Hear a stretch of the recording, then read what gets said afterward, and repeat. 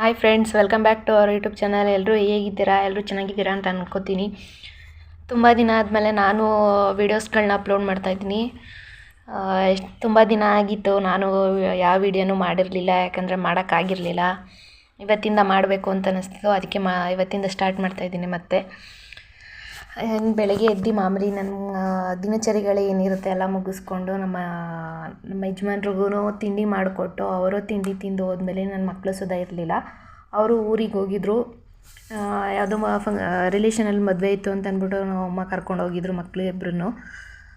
ಹಂಗಾಗಿ ನಾವು ಇಬ್ಬರೇ ಇದ್ದಿದ್ದರಿಂದ ನಮ್ಮ ಯಜಮಾನ್ರಿಗೂ ಅವ್ರಿಗೂ ತಿಂಡಿ ಮಾಡಿಕೊಟ್ಟು ಅವ್ರನ್ನೂ ಕಳಿಸಿ, ಇವತ್ತು ಕಡೆ ಕಾರ್ತಿಕ್ ಸೋಮವಾರ ಅಲ್ವಾ, ಅದಕ್ಕೆ ಪೂಜೆ ಮಾಡೋದ ಅಂತ ಅಂದ್ಬಿಟ್ಟು ಎಲ್ಲ ಮನೆ ಕ್ಲೀನ್ ಮಾಡ್ತಾಯಿದ್ದೆ.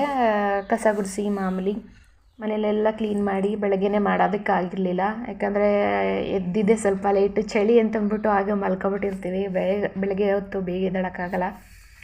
ಹಂಗಾಗಿ ಅವ್ರಿಗೂ ತಿಂಡಿ ಮಾಡಿಕೊಟ್ಟು ಟೀ ಕುಡಿದು ತಿಂಡಿ ಮಾಡಿಕೊಟ್ಬಿಟ್ಟು ಅವರು ಹೊರಟರು ಕೆಲಸಕ್ಕೆ. ಹೊರಟಾದ್ಮೇಲೆ ನಾನು ನನ್ನ ಕೆಲಸ ಮಾಡ್ಕೊಳ್ಳೋಕ್ಕೆ ಅಂತ ಸ್ಟಾರ್ಟ್ ಮಾಡಿದೆ.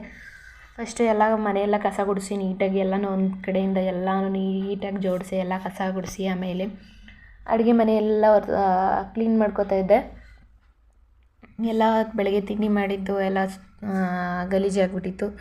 ಹಂಗಾಗಿ ಗ್ಯಾಸು ಸ್ವಲ್ಪ ಮೇಲೆ ಎಲ್ಲ ನೀಟಾಗಿ ಒರೆಸ್ಕೊಂಡು ಕ್ಲೀನ್ ಮಾಡ್ಕೊತಾಯಿದ್ದೆ. ಕಡೆ ಕಾರ್ತಿಗೆ ಆದರೆ ಅಮಾವಾಸ್ಯೆಗೆ ಕಡೆ ಕಾರ್ತಿಗೆ ಮುಗಿಯುತ್ತೆ ಅಂತ ಹೇಳ್ತಾರೆ. ಆದರೆ ಇವತ್ತು ಕಡೆ ಕಾರ್ತಿಗೆ ಆಗಿರೋದ್ರಿಂದ ಮಾಮೂಲಿ ಇವತ್ತು ಪೂಜೆ ಮಾಡಲೇಬೇಕಲ್ವ ಅಂತ ಅಂದ್ಬಿಟ್ಟು ಕ್ಲೀನ್ ಮಾಡ್ತಾಯಿದ್ದೆ. ಕುಕ್ಕರ್ಗೆ ಅಕ್ಕಿ ಇದು ಮಾಡೋದ್ರಿಂದ ಎಲ್ಲ ನೀರು ಚೆಲ್ಲೋಗ್ಬಿಟ್ಟಿತ್ತು ಕೆಳಗಡೆ. ಅದನ್ನು ಬ್ರಷಲ್ಲಿ ವಾಶ್ ಮಾಡಿ ನೀಟಾಗಿ ಬಟ್ಟೆಲಿ ಒರೆಸ್ಕೊಂಡು ಕ್ಲೀನ್ ಮಾಡ್ತಾಯಿದ್ದೆ. ಅದನ್ನು ಏನೋ ಗೊತ್ತಿಲ್ಲ, ತಿಂಡಿಗೆ ಮನೆಯಲ್ಲಿ ನಾವೇನೇ ಮಾಡಿದ್ರೂ ತಿನ್ನೋಂಥವ್ರು ಇದ್ದರೆ ನಾವು ಏನು ಮಾಡಬೇಕು ಮಾಡೋ ಉತ್ಸಾಹ ಬರುತ್ತೆ. ತಿನ್ನೋರು ಯಾರೂ ಇಲ್ಲ ಅಂತಂದರೆ ನಿಜಕ್ಕೂ ಏನೂ ಮಾಡೋಕ್ಕೆ ಮನಸ್ಸು ಬರೋಲ್ಲ. ಆ ಥರ ಅನಿಸ್ಬಿಟ್ಟಿತ್ತು ತುಂಬ ದಿನ. ಈಗ ನಾನು ಏನೇ ಮಾಡಿದ್ರೂ ಚೆನ್ನಾಗೇ ಮಾಡ್ತೀನಿ, ಅಂದರೆ ಅಷ್ಟು ಇದಾಗೇನು ಮಾಡಲ್ಲ. ಆದರೆ ನಾನು ಮಾಡಿದ ತಕ್ಕಾಗಿ ತಿನ್ನೋರು ಇರಬೇಕು ಮನೇಲಿ. ಹಂಗಾಗಿ ತಿನ್ನೋರಿದ್ದರೆ ನಮಗೂ ಮಾಡಬೇಕು ಅಂತ ಅನಿಸುತ್ತೆ. ಹಂಗೆ ಮಾಡಿ ಏನಾದರೂ ನನಗೇನು ತೋಚುತ್ತೋ ಏನು ಅನಿಸುತ್ತೋ ಆ ಥರ ಮಾಡ್ತಾಯಿರ್ತೀನಿ. ಯಾವುದನ್ನೇ ಆಗಲಿ, ನಾನ್ ವೆಜ್ಜೇ ಆಗಲಿ ವೆಜ್ಜೇ ಆಗಲಿ ಮಾಡ್ತೀನಿ. ಅದು ಚೆನ್ನಾಗಂತೂ ಅಷ್ಟು 90% 100% ಅಂತಲೂ ಹೇಳೋಕ್ಕಾಗಲ್ಲ. 80% ಅಷ್ಟಾದರೂ ಚೆನ್ನಾಗಿರುತ್ತೆ.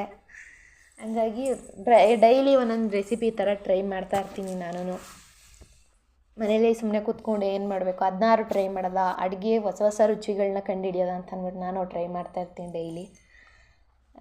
ಇನ್ನಾಮೇಲೆ ಅಡುಗೆ ಗ್ಯಾಸು ಸ್ವಲ್ಪ ಮೇಲೆಲ್ಲ ಕ್ಲೀನ್ ಮಾಡ್ಕೊಂಡಿದ್ದಾಯಿತು. ಪಾತ್ರೆಗಳು ಸ್ವಲ್ಪ ಇತ್ತು, ಅಂದರೆ ಜಾಸ್ತಿ ಏನಿರಲಿಲ್ಲ, ಸ್ವಲ್ಪ ಇತ್ತು. ಅದನ್ನೇ ತೊಳೆದು ಇಟ್ಬಿಡೋದ, ಇನ್ನು ಬೇಗ ಪೂಜೆ ಮಾಡಬೇಕಲ್ಲ ಅಂತ ತೊಳೆದೆ. ಪಾತ್ರೆ ಎಲ್ಲ ತೊಳೆದು ನೆಕ್ಸ್ಟು ಮನೆ ಒರೆಸ್ಬೇಕು. ಹಂಗಾಗಿ ಎಲ್ಲ ಮನೆ ಒರೆಸ್ತಾ ಇದ್ದೆ. ಮನೆ ಒರೆಸ್ಬಿಟ್ಟು ನೆಕ್ಸ್ಟ್ ನಾನು ಫ್ರೆಶಪ್ ಆಗಿ ನಾನು ಸ್ವಲ್ಪ ಮೇಕಪ್ ಎಲ್ಲ ಮಾಡಿಕೊಂಡು ದೇವ್ರ ಪೂಜೆ ಮಾಡಬೇಕಿತ್ತು. ಪೂಜೆ ಅಂದರೆ ದೇವ್ರ ಪಾತ್ರೆ ಎಲ್ಲ ತೊಳೆಯಲ್ಲ, ಹಂಗೇ ಹೂವು ಮುಡಿಸಿ ದೇವ್ರ ಮನೆಯೆಲ್ಲ ನೀಟಾಗಿ ಕ್ಲೀನ್ ಮಾಡ್ಕೊಂಡು ಒರೆಸಿ ಬಟ್ಟೆಲಿ ಹೂವು ಮುಡಿಸಿ ಹಂಗೆ ದೀಪ ಹಚ್ಬೇಕಿತ್ತು. ನಮಗೆ ವಾರ ಇರೋದು ಶುಕ್ರವಾರ ಶನಿವಾರ. ನಾನು ಶುಕ್ರವಾರನೇ ದೇವ್ರ ಪಾತ್ರೆ ಎಲ್ಲ ತೊಳೆದು ಎಲ್ಲ ಕ್ಲೀನ್ ಮಾಡಿ ಪೂಜೆ ಮಾಡ್ತೀನಿ. ಹಂಗಾಗಿ ವಾರಕ್ಕೊಂದೇ ಸಲ ನಾನು ದೇವ್ರ ಪಾತ್ರೆ ಎಲ್ಲ ತೊಳೆದು ಕ್ಲೀನ್ ಮಾಡೋದು. ಹಂಗಾಗಿ ಬಾಕಿ ಟೈಮಲ್ಲಿ ಮಾಮೂಲಿ ದೇವ್ರ ಮನೆಯೆಲ್ಲ ಒರೆಸಿ ಮಾಡ್ತೀನಿ ಅಷ್ಟೇ. ಹೂ ಮುಡಿಸ್ಬಿಟ್ಟು ಪೂಜೆ ಮಾಡ್ತೀನಿ. ಇನ್ನು ಮನೆಯೆಲ್ಲ ಒರೆಸಿದಾಯಿತು, ಸ್ನಾನ ಎಲ್ಲ ಮಾಡ್ಕೊಬಂದೆ. ಮಾಡಿಕೊಂಡು ನಾನು ಸ್ವಲ್ಪ ಮೇಕಪ್ ಮಾಡ್ಕೋಬೇಕಿತ್ತಲ್ಲ, ಅದಕ್ಕೆ ಕ್ರೀಮ್ ಎಲ್ಲ ಹಾಕ್ಕೊಂಡೆ. ಕ್ರೀಮ್ ಹಾಕ್ಕೊಂಡು ನಾನು ಮಾಮೂಲಿ ಫೇಸ್ಗೆ ಯೂಸ್ ಮಾಡೋ ಕ್ರೀಮ್ ಅಂದರೆ ಹಿಮಾಲಯ ನ್ಯಾಚುರಲ್ ಗ್ಲೋ ಅಂತ ಇದೆ ಕೇಸರ್ದು, ಅದನ್ನು ಯೂಸ್ ಮಾಡ್ತೀನಿ. ಫಸ್ಟು ನಾನು ಹುಟ್ದಾಗ್ಲಿಂದ ಫೇರ್ ಆ್ಯಂಡ್ ಲವ್ಲಿ ಹಾಕೋತಿದ್ದೆ. ಆದರೆ ಯಾಕೋ ಈಗ ನಮ್ಮ ಸೂರ್ಯ ಹುಟ್ಟಿದ ಮೇಲೆ ನನಗೆ ಯಾಕೋ ಸ್ಕಿನ್ಗೆ ಅಡ್ಜಸ್ಟ್ ಆಗಲಿಲ್ಲ. ಈ ನೀರು ವೆದರೋ ಗೊತ್ತಿಲ್ಲ, ಒಟ್ಟಿನಲ್ಲಿ ಅಡ್ಜಸ್ಟ್ ಆಗಲಿಲ್ಲ. ಫೇರ್ ಆ್ಯಂಡ್ ಲವ್ಲಿ ಒಂಥರ ಪಿಂಪಲ್ಸ್ ಎಲ್ಲ ಜಾಸ್ತಿ ಆಗಿಬಿಟ್ಟಿತ್ತು. ಹಂಗಾಗಿ ಕ್ರೀಮ್ನೇ ಚೇಂಜ್ ಮಾಡಿಬಿಡೋದ ಅಂತ ಅಂದ್ಬಿಟ್ಟು ಹಿಮಾಲಯ ಅವ್ರದ್ದು natural glow Kesar fairness ಕ್ರೀಮ use ಮಾಡ್ತಾಯಿದ್ದೀನಿ. ಅದು ಯೂಸ್ ಮಾಡಿದ್ಮೇಲೆ ಸ್ವಲ್ಪ ಪರವಾಗಿಲ್ಲ, ಮುಖದಲ್ಲೂ ಪಿಂಪಲ್ಸ್ ಎಲ್ಲ ಕಡಿಮೆ ಆಗಿದೆ.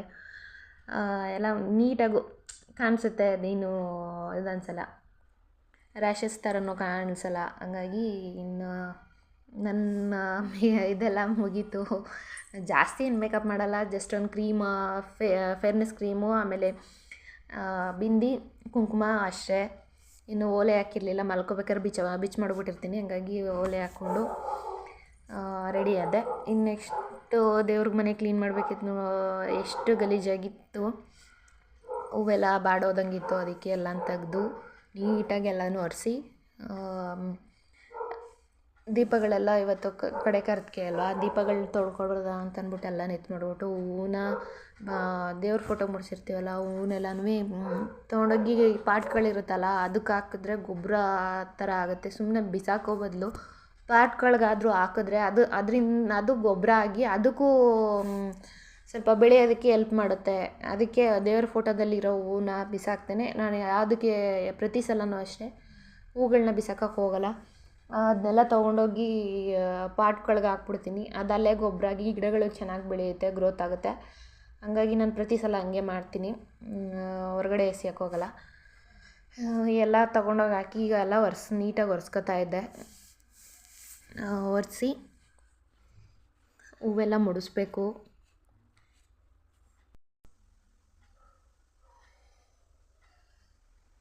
ಒರೆಸಿದ್ದಾಯಿತು. ಈಗ ಎಲ್ಲ ಹೂವನ್ನೆಲ್ಲ ಮುಡಿಸ್ಕೊಂಡು, ದಾಸವಾಳದ ಹೂವು ಇದು ನಾವು ಹೊರಗಡೆ ತಗೊಂಡಿರಲಿಲ್ಲ, ಊರಿಂದ ನಾವು ಅಮ್ಮ ಕೊಟ್ಟು ಕಳಿಸಿದ್ರು ದಾಸವಾಳದ ಹೂವನ್ನ, ಅದನ್ನೇ ಮುಡಿಸ್ತಾ ಇದ್ದೀನಿ.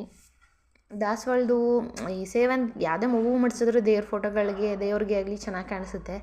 ಆದರೆ ದಾಸವಾಳದ ಹೂವು ಈ ಸುಮಾರು 2-3 ಲೇಯರ್ ಫ್ಲವರ್ಸ್ ಇದೆಲ್ಲ ಬರುತ್ತಲ್ಲ, ದಳಗಳು, ಅದನ್ನು ಮುಡಿಸಿದ್ರೆ ಏನೋ ಒಂಥರ ಚೆನ್ನಾಗಿ ಕಾಣಿಸುತ್ತೆ ಫೋಟೋಗಳಿಗೆ ಅಂತ ಅಂದ್ಬಿಟ್ಟು ಅದನ್ನೇ ಊರಿಂದ ಕೊಟ್ಟು ಕಳಿಸಿತ್ತು. ನನ್ನ ತಮ್ಮ ತಂದು ಕೊಟ್ಬಿಟ್ಟು ಹೋದ. ಅದನ್ನೇ ಮುಡಿಸಿ ಇನ್ನೆಲ್ಲ ರೆಡಿ ಆಯಿತು. ದೀಪ ಹಚ್ಚೋದೊಂದೇ ಬಾಕಿ. ಅದಕ್ಕೆ ಈಗ ನಾನು ಕೂಡ ದೀಪ ಹಚ್ಬಿಡೋದ, ಹೂವೆಲ್ಲ ಮುಡಿಸಿದಾಯಿತು ಅಂತಂದ್ಬಿಟ್ಟು ದೀಪ ಹಚ್ತಾ ಇದ್ದೆ.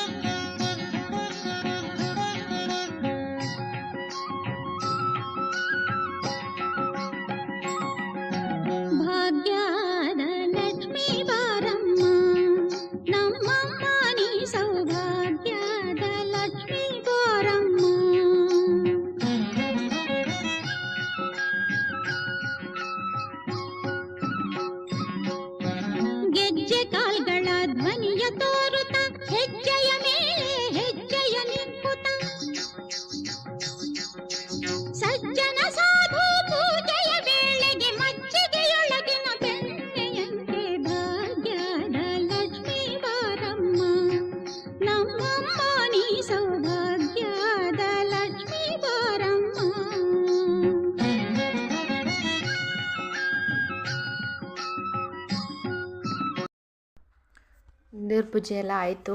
ಈಗ ನೋಡಿ ಎಷ್ಟು ಚೆನ್ನಾಗಿ ನೀಟಾಗಿ ಕಾಣಿಸ್ತಿದೆ. ದೇವ್ರ ಪೂಜೆ ಮಾಡಿದ್ರೆ ನಮಗೂ ಒಂಥರ ಮನ್ಸಿಗೆ ಖುಷಿ ಅನಿಸುತ್ತೆ. ನೆಕ್ಸ್ಟ್ ವೀಡಿಯೋದಲ್ಲಿ ಸಿಗೋಣ. ಎಲ್ರಿಗೂ ಬಾಯ್.